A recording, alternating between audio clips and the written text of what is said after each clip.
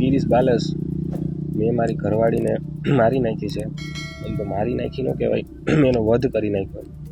અને મારો તો આ વિડીયો કદાચ દિલ્હી સુધી પૂગે ને તો પુગાડો, કેમ કે આ કાયદો બદલવાની જરૂર છે. ખબર છે કે અત્યારની મહિલાઓ બહુ બધી હોશિયાર થઈ ગઈ છે, કાયદા કાનૂન જાણે છે, એટલે ઘરવાળાને એવી રીતે દબાવે છે કે નથી શાંતિથી જીવવા દેતી, નથી રહેવા દેતી. મેં મારી પત્નીનો વધ કર્યો છે. મેં મારી પત્નીને મારી નાખી કારણ કે તેણે મને દગો આપ્યો હતો. આ બે અલગ અલગ વાક્યો છે. એક ઘટના જૂનાગઢ કેશોદની છે, બીજી ઘટના લખનૌની છે. બંને શહેર અલગ, બંને પરિવાર અલગ, પરંતુ બંને ઘટનાઓની પાછળ એક સામ્યતા છે. લગ્ન જીવનમાં વધતો તણાવ, ઘર કંકાસ અને અંતે પછી એકબીજાને મારી નાખવા સુધી પહોંચી જાય ઘટના, ત્યારે ખૂબ ગંભીર હોય છે. સવાલ માત્ર અહીંયા બે ઘરોનો કે પછી આ સમાચાર પૂરતો સીમિત નથી. સવાલ એ છે કે આપણા સમાજમાં સંબંધો કેટલી ઝડપથી શા માટે તૂટી રહ્યા છે, વાતચીત કેમ નથી થઈ રહી, અને આપણે આટલા આક્રોશિત કેમ થઈ જઈએ છીએ કોઈ પણ બાબતને લઈને. નમસ્કાર, આપની સાથે હું છું પાયલ.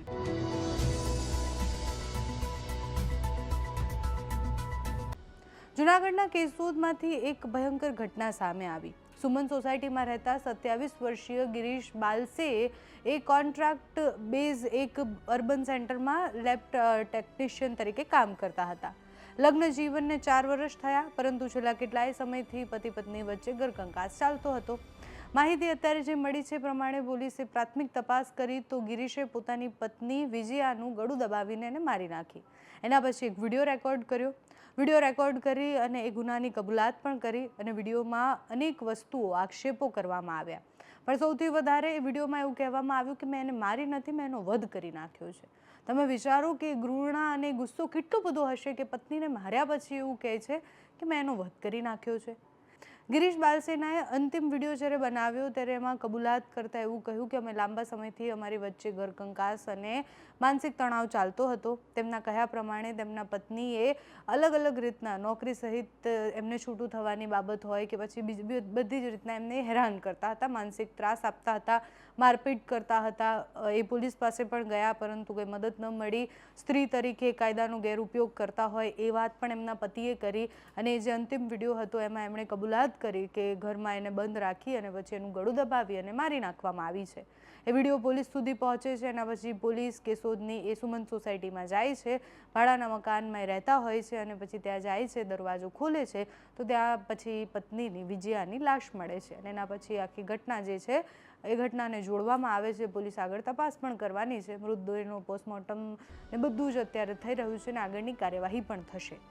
પતિ પત્ની વચ્ચે ખરેખર શું ચાલી રહ્યું હતું, અગાઉ કોઈ ફરિયાદ થઈ હતી કે કેમ, કાયદાકીય કાર્યવાહી ચાલી રહી હતી કે કેમ, અને આની પહેલાં શું બન્યું હતું, એ બધા સવાલના જવાબ તો તપાસ પછી જ ખબર પડશે. પણ આવી જ એક બીજી ઘટના લખનૌની પણ છે. કેશોદની ઘટના અને લખનૌની ઘટનામાં સામ્યતા પણ છે, કારણ કે આમાં પણ પતિએ પત્નીને મારી નાખી અને એના પછી જાતે મરી ગયા. લખનૌના ગોમતીનગરમાં એક ઘટના એવી બને છે, એટલે કે એક બેંક મેનેજરને ગોળી મારીને એને મારી નાખવામાં આવે છે. મૃતક બેનનું નામ છે દિવ્યા મિશ્રા. આ કેસમાં આરોપ તેમના પતિ માનસ પર છે, માનસ બાજપાઈ પર. પોલીસની પ્રાથમિક તપાસ અનુસાર પતિ પત્ની વચ્ચે છૂટાછેડા અને ભરણ પોષણની રકમને લઈને વિવાદ ચાલતો હતો. સાથે જ માનસિક રીતના એમને હેરાન કરવામાં આવતા હતા અને એમના એક બીજા બેન હતા, એટલે પતિના જે બેન હતા એ પણ એમને નહોતું ગમતું કે એની સાથે હોય છે અને એ જ બધું ચલાવે છે. એ મતભેદ ખૂબ વધારે હતા અને એના કારણે પત્ની એમને હેરાન કરતી હતી એવું એમણે કહ્યું છે. પોલીસના જણાવ્યા પ્રમાણે ફેમિલી કોર્ટમાં છૂટાછેડા કેસની સુનાવણી બાદ વિવાદ વધુ ઉગ્ર બન્યો. આ પછી માનસે પોતાની પત્નીને મારી નાખવાનો પ્લાન બનાવ્યો. 2 દિવસ રેકી કરી 30 મિનિટમાં 3 લોકોના મૃત્યુ થયા, જેમાંથી 2 લોકોને તો માનસે માર્યા અને પોતે પણ એને જીવ ટૂંકાવ્યો.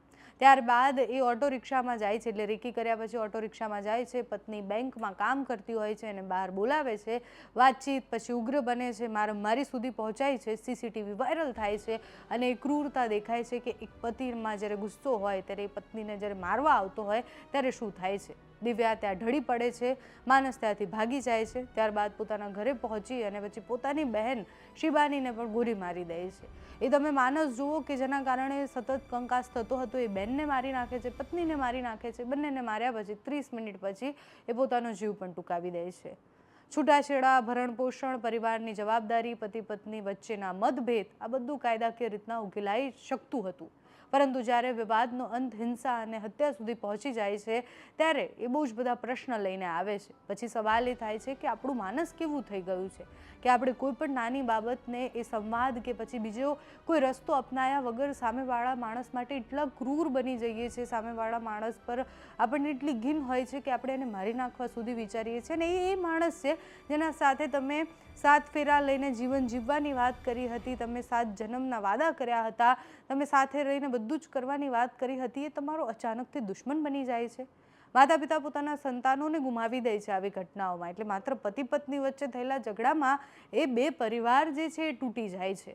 અને સમાજ સામે એક વધુ ગંભીર સવાલ પણ છે કે શું આપણે સંબંધોમાં સંવાદ કરવાની ક્ષમતા જ ગુમાવી રહ્યા છીએ? આ બંને ઘટનાઓમાં માત્ર પતિ પત્નીની હત્યા કે પછી જીવ ટૂંકાવવાની વાત નથી. હેડલાઇન પૂરતી એ વાત હોઈ શકે, પરંતુ સામાજિક સમસ્યા ખૂબ મોટી છે. લગ્ન જીવનમાં મતભેદ તો બધાને થાય છે, પણ એ વાત કરીને સોલ્વ થઈ શકે છે. છૂટાછેડાનો ઓપ્શન છે, એટલે કાયદાકીય રીતના પણ લડી શકાય એમ છે. પરંતુ આપણે કઈ સ્થિતિમાં છીએ, આપણો સમાજ અત્યારે કઈ સ્થિતિમાં છે કે જે વ્યક્તિને તમે પહેલાં ખૂબ પ્રેમ કરતા હતા, જેની સાથે જીવન જીવવાની વાતો કરતા હતા, એ અચાનકથી તમારું દુશ્મન બની જાય અને પછી તમે એને પણ મારી નાખો અને પોતાનો જીવ પણ ટૂંકાવી દો.